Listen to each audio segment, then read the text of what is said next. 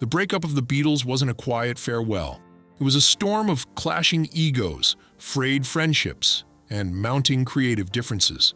At the heart of the unraveling were a number of tensions: John Lennon's deepening bond with Yoko Ono, diverging musical ambitions among the members, and a bitter dispute over whether controversial manager Allen Klein should take the reins at Apple Records. Many fans and music historians point to the chaotic making of the band's 1968 self-titled double album, famously known as the White Album, as the beginning of the end. Studio sessions grew tense and turbulent. Tempers flared so badly that drummer Ringo Starr walked out at one point, overwhelmed by the infighting and negativity hanging in the air. Years later, Paul McCartney recalled that making the White Album was like trying to hold a crumbling house together. The mood in the studio had turned heavy, and the chemistry that once united them now felt like a distant memory. John Lennon later admitted that the fractures that would split the band were already echoing through that very album.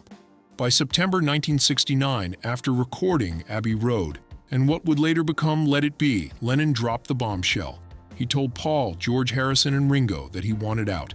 He didn't sugarcoat it either. He described it as wanting a divorce from the band. Paul, sensing the inevitable, threw himself into creating his first solo album, McCartney. Still, the rest of the band tried to rally. They reached out to John, hoping he'd help wrap up the Let It Be album and the accompanying Get Back film. John declined, but Paul, George, and Ringo went ahead and recorded I Me Mine without him. Despite their efforts, the resulting album mix was rejected by the band.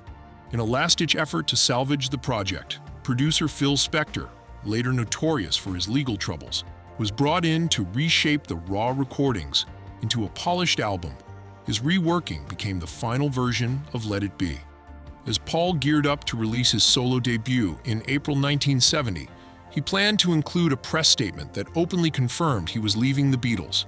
The band had already released the single Let It Be in March, with the album and film both scheduled for a May launch.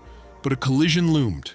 Paul's solo release clashed with Let It Be's timeline, and his refusal to deal with Apple Records, stemming from his distrust of Allen Klein, only deepened the rift. John, George, and Ringo attempted to mediate. They sent Ringo to Paul's home with a letter, kindly asking him to delay his album's release. The visit turned explosive.